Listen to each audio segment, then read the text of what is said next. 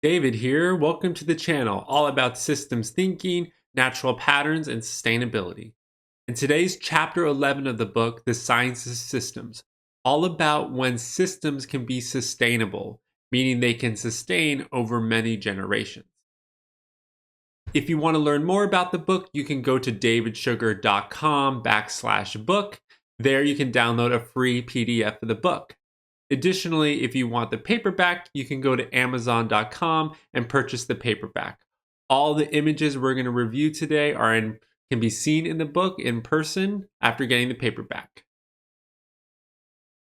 So what does it mean for a system to be in equilibrium and sustainable? This means that for a given resource reservoir, there can be lots of different reservoirs. A sustainable reservoir means that it is held at equilibrium. It doesn't change over time. So in this case, you see a tub of water and the input equals the output. So more water isn't being extracted than is being input, and the same amount of output is received as the input. This means that the reservoir resource will be held at a constant over time. And sustainability is all about sustaining reservoirs for multiple generations. So when something can be sustained over time, it can be sustainable and last multiple generations. Now, sustainable systems differs from a regenerative and an extractive system. In a sustainable system, the rate of use, the extraction rate, equals the replenishment, the input rate. In an extractive system, the rate of use is greater than the replenishment rate. This means that the reserves decline over time. More reserves are being extracted than that's being inputted. In a regenerative system, the rate of use is less than the replenishment rate. This means the reserves grow over time. They're regenerating over time. So, for example, if there is a forest and trees are being cut down for resources, when the same amount of trees are being cut down that are being replenished, that would be a sustainable process.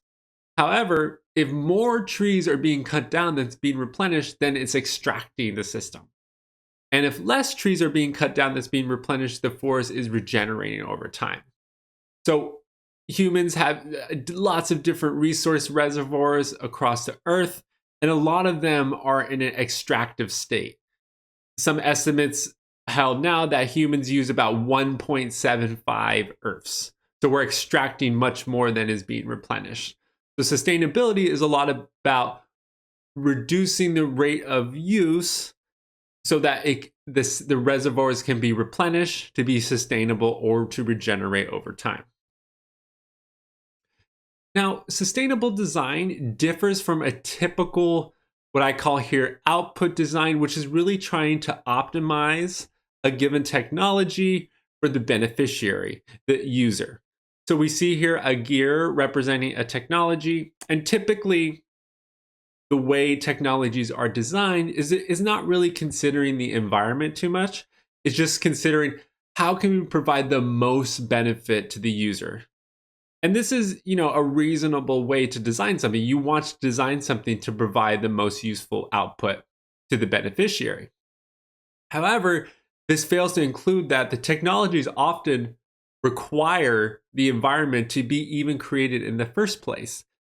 And if this technology destroys the very environment which it needs to be created, then the technology couldn't exist anymore anyways. So a different approach from a sustainable design is really thinking about a system-wide optimization. That a given technology, here represented by two gears, is not only designed to optimize the beneficiary, the user, but also designed to benefit the environment, essentially to not destroy the very systems which allow the technology to be created. And this creates a long-term optimization where the technology can not only benefit the user, but also sustains and thrives the very natural systems which allow the technology and the user to exist in the first place. And this can create a long-term solution. And as a side note, living systems are often like this, where, for example, the living systems are not destroying the environment which they're creating, but creating a balance. We see the carbon dioxide and oxygen cycle, for example. This allows the atmospheric levels to maintain an equilibrium to balance over time. If life was really extracting all the environmental resources and just providing users for a small selection, that would basically diminish the very systems which create it. So, sustainable technologies are all about designing for the user and the larger systemic context. Another interesting approach to sustainable design is to learn from nature. We just saw how nature has evolved to really have a system wide benefit, or else it would have not sustained. It would not be alive over many generations because it would have depleted the very reserves which allow it to be created. So, over billions of years, life has evolved very innovative techniques to be very efficient, to use resources efficiently, to use energy efficiently. And we can learn from nature to design more sustainable patterns. And we see this all the time.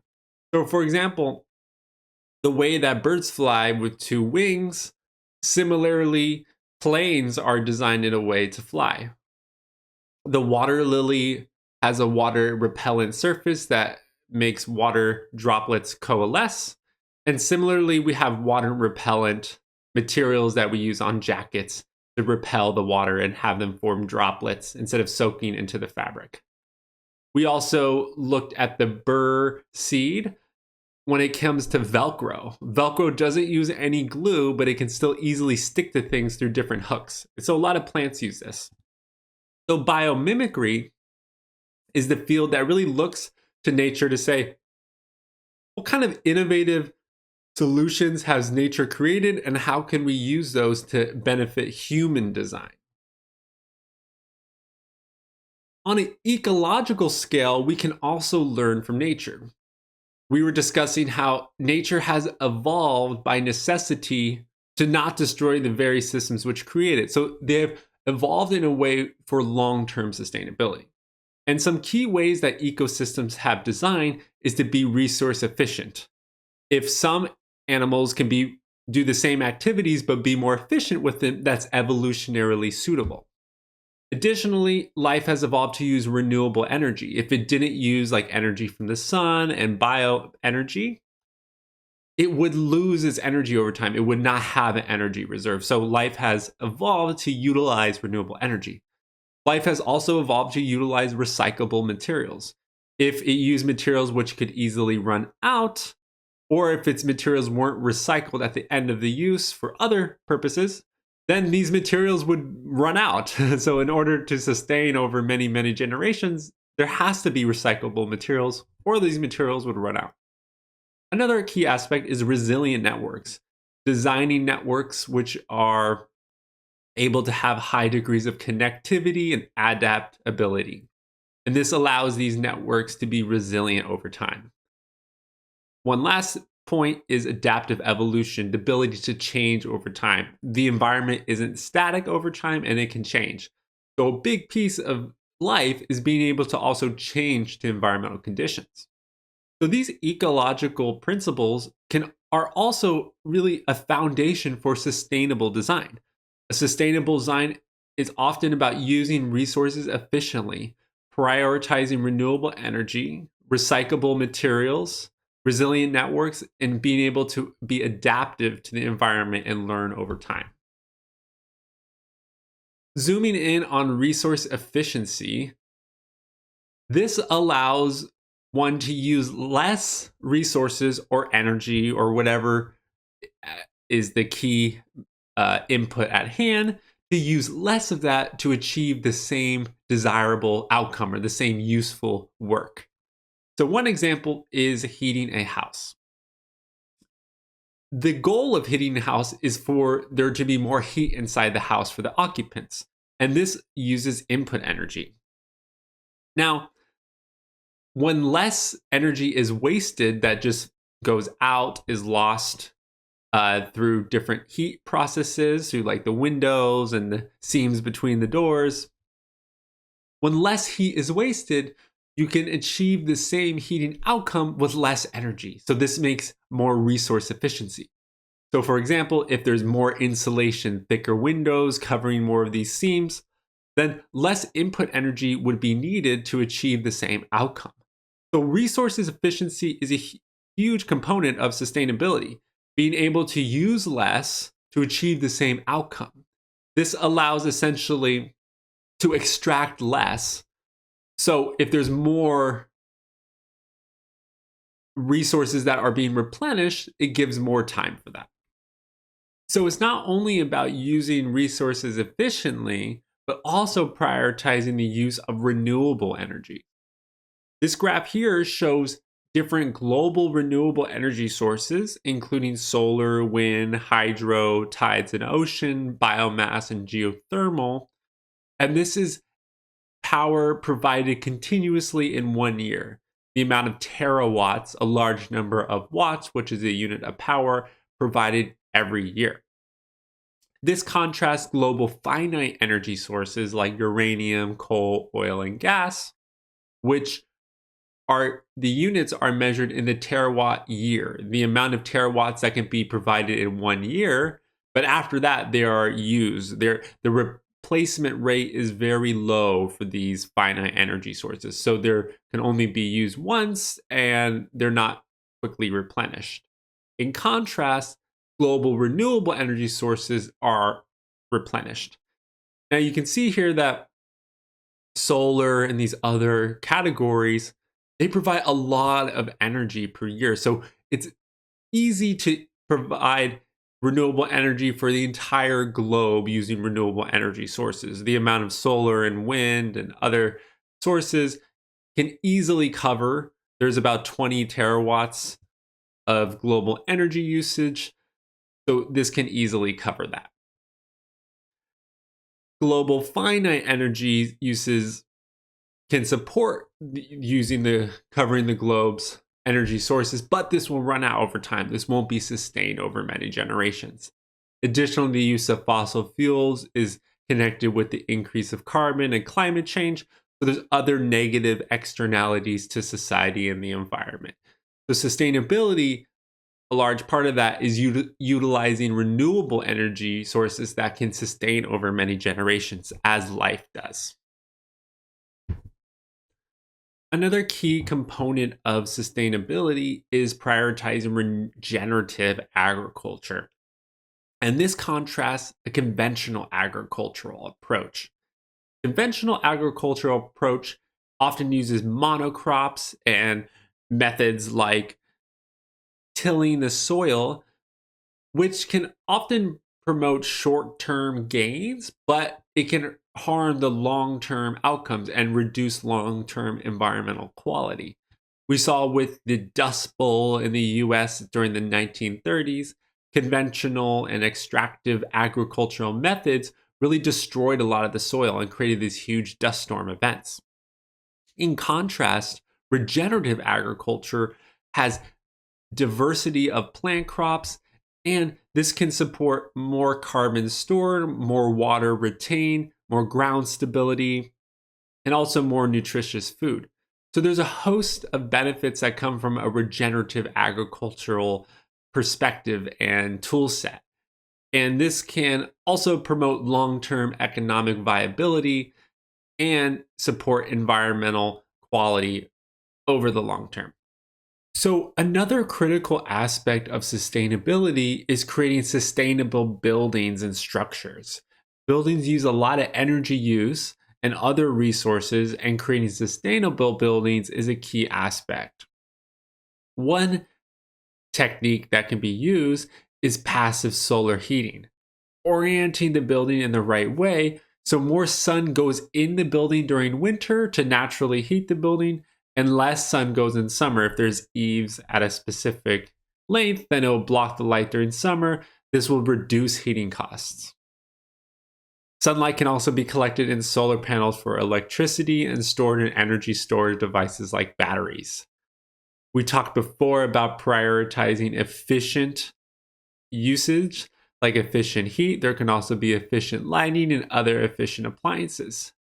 Sustainable structures can also collect rainwater from the roofs, and that can be used to water gardens on site. And this creates food on site. And so this is creating a lot of the resources human occupants need by the building itself. Furthermore, the building can be built using natural materials like on site wood and earth. So this creates a way to have more sustainable structures. Another aspect of sustainability is recycling materials. We see that the biosphere is fully recyclable. All the aspects of nature recycle in the ecosystem, and something else is always used as a resource for building the next thing. This really contrasts our linear approach where we often extract resources, we process them, we ship them, we use them, and then they just get thrown in the trash. This is kind of a one-way economic cycle from resource usage to throwing it away. In contrast, a circular economy promotes really high rates of recycling, where after something used, instead of getting thrown away and just forever in the landfill, it is repurposed and reused. And this can also reduce the extraction rates. So in a linear economy, there's very low recycling. Most of the resources are extracted from their raw source and thrown away forever. In a circular economy, less and less materials are extracted and less thrown away. And in a completely circular economy, everything is fully recycled. And this is what we see ecologically in the biosphere.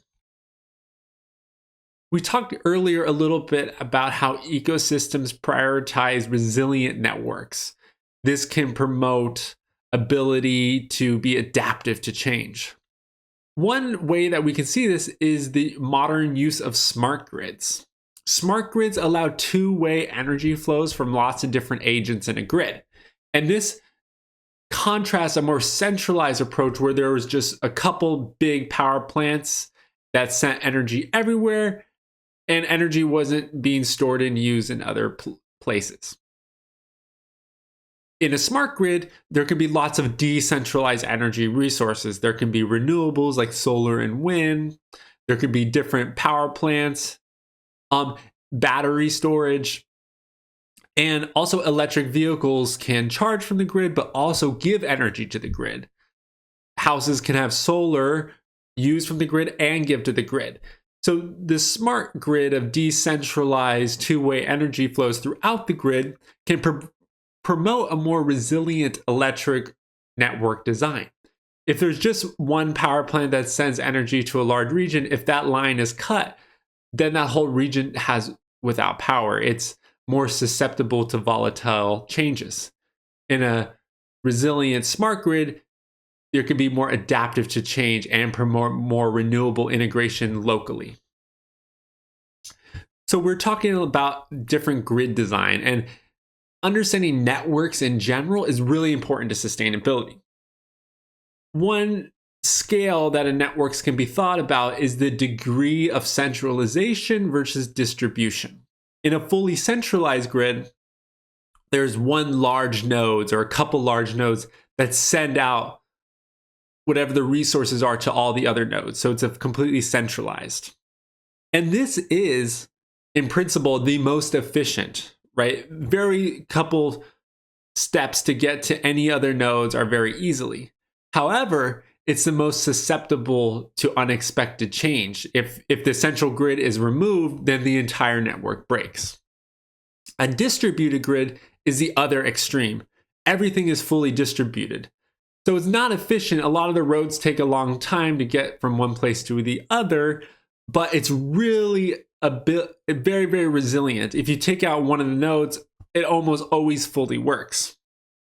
Now, a decentralized grid, a decentralized network is really this sweet spot between them. There's some hubs of activity, but also it's not fully centralized. If you remove any of the hubs, the network will still function. And this can often be thought about in terms of lots of different networks. Maybe it's transportation, maybe it's water, maybe it's energy.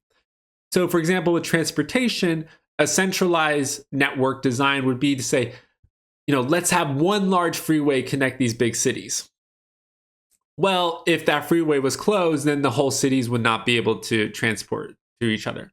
A distributed would say, let's only have small roads. Any of these roads can be closed, but it's not so efficient. There's not these large highways.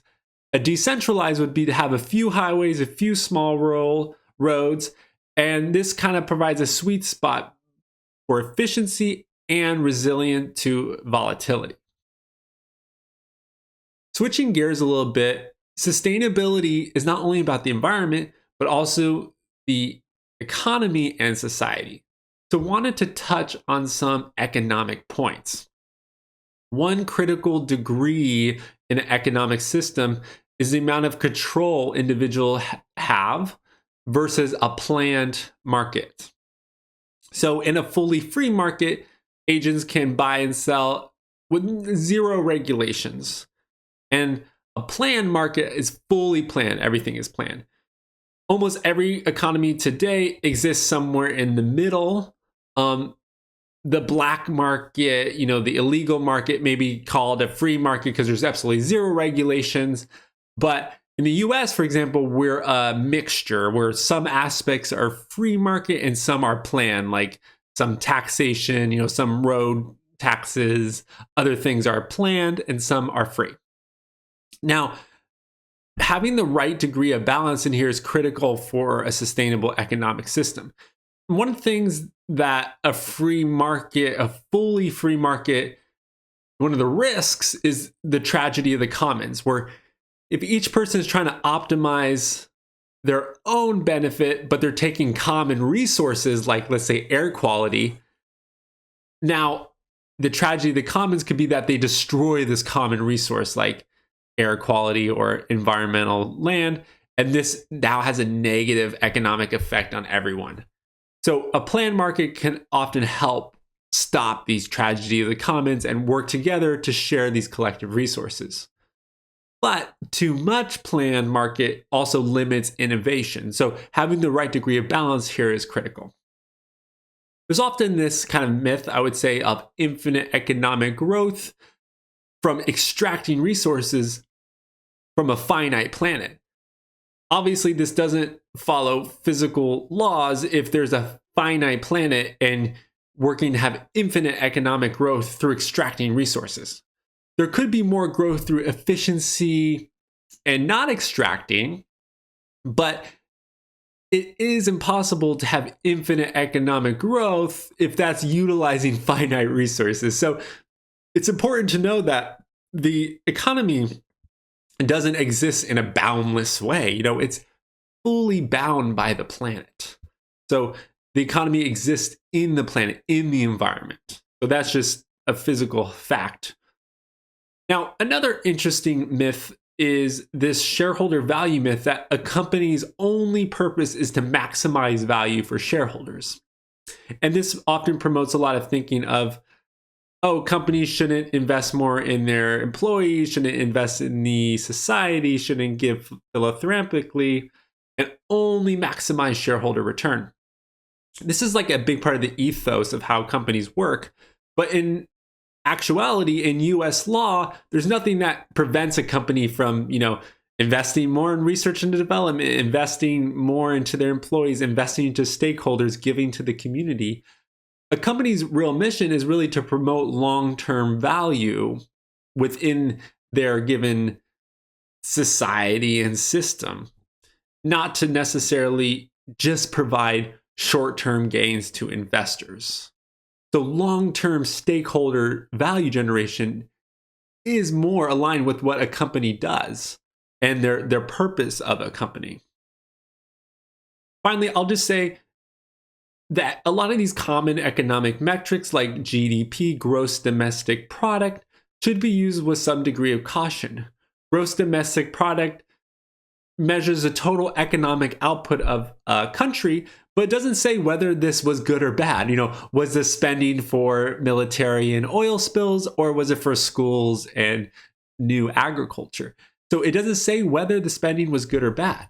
It also doesn't say about anything to do with income distribution. Is it that the 1% are making 10 times as much and everyone else is making less, but GDP is still grown? So Looking at income after living expenses or other wealth distribution metrics can help provide a more accurate account of a sustainable economic measure. Also, another economic measure is called net present value. And that's essentially looking at the value given today by discounting the future value.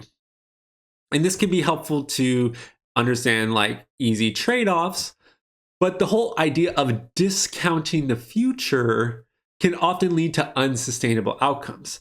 A lot of times sustainability is about preserving the future, not discounting it, and maintaining long-term value.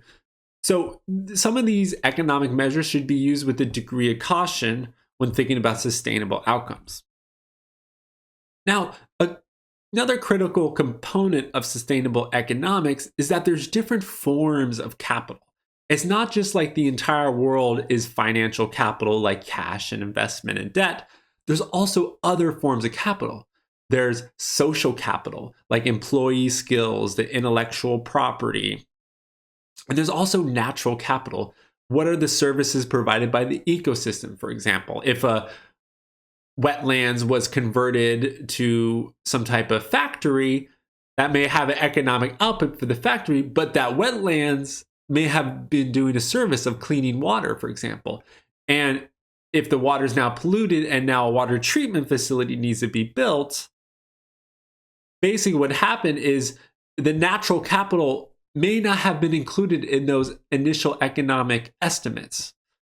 So the value provided by nature, provided by society, can provide financial value. It may not always be captured in current financial analysis, but a critical aspect of sustainable economics is not just considering what's on the balance sheet, exactly what's financial capital, but other forms of capital, and making sure that these other forms of capital are not being extracted and that may have to be paid for later on, but really preserving this to actually support long-term financial viability.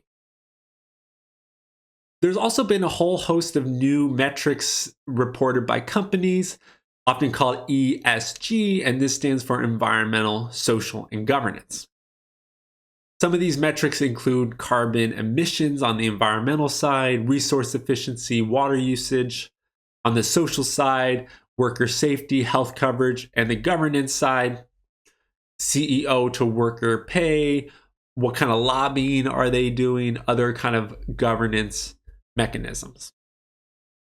Now, if a company has two exactly same financial balance sheets and income statements, but one of them has 3 times the amount of carbon emissions, well, you can see that an investor may be critical information to an investor to assess risk. Are they more at risk to climate regulations? Are they less efficient? So a lot of companies are now reporting these ESG metrics. And this is critical for investors to assess the risk to the company, not only about these financial risks, which are reported, but also these other kinds of risks.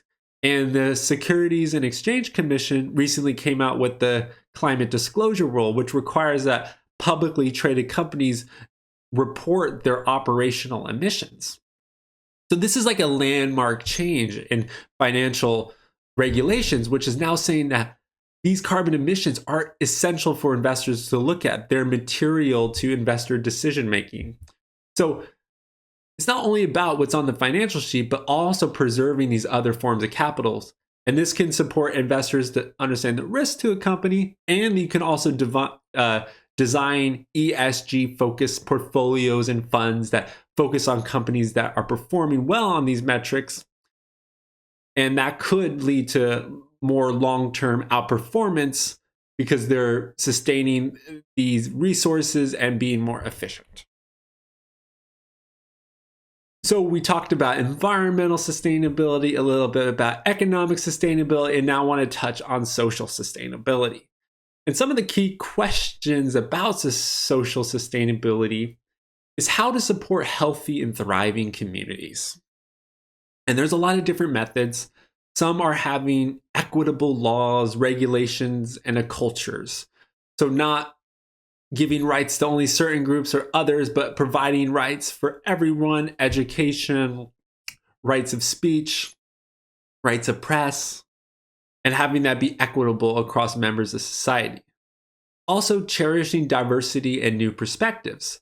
If our cultures are just, hypothetical or analogous to monocultures, just everything exactly the same, we won't really be resilient to changes or to new, aspects of the environment. So diversity allows one to have lots of different perspectives in a culture and to be able to adapt to different changes. Also, supporting connected and resilient societies. We saw how network design is so important, and promoting the ability for different communities to share resources, to work with each other, and to be resilient to change. So not just one central node that if it's destroyed, it destroys all of society, but having ability for society to maintain itself and create healthy and a thriving community. We were talking a little bit about networks, and what's really interesting about network science is that typically social sciences was really different from physical sciences. They were often thought about as kind of different ways, but interesting network science really applies to both. You can study networks, in physical systems, but also social systems. You can look at lots of networks, like if you graph social media, you can graph all the network designs, and you can apply rigorous mathematics to these social networks and understand how to best design resilient networks, be adaptive to change, and more sustainable. One common characteristics in social networks are these small world networks. The song, "It's a Small World After All." And essentially, this is that you only with a few connections, you can get to almost any node in the network.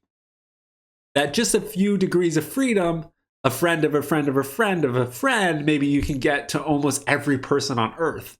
And if you look at the social networks and social media, they often have this small world network design. And this is what we talked about in Fractals chapter, which is a scale-free network.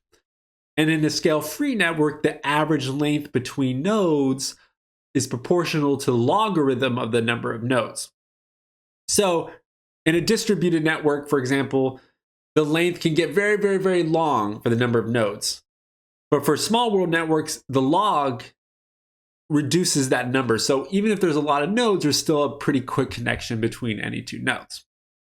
Now, another approach that can be used, that was actually used by Barack Obama in his presidential campaign, is the snowflake organizational model. And instead of having one hierarchical leader that everything is a pyramid and need to know, it's creating different hubs of activities that are all centered around a shared goal, but there's a lot of autonomy. So this snowflake organization model was used by Obama in his campaign, and this allowed different campaign managers to help direct their own fields, own domains, but have it all be connected. And this allows more resilience, more innovation.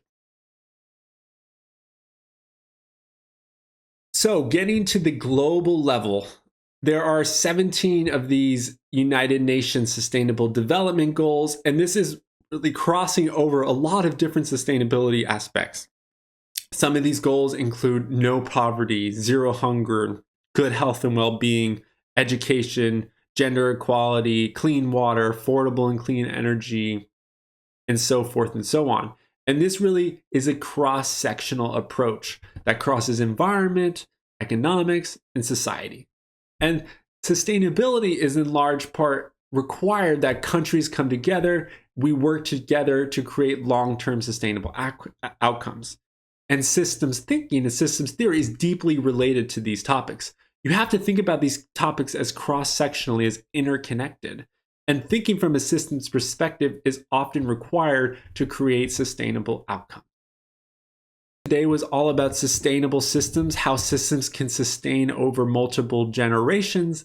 We looked at sustainable reserves that maintain a given quantity over time. We were looking at various approaches to sustainability, resource efficiency, renewable energy, regenerative agriculture, resilient network designs. We also looked at economic sustainability and social sustainability.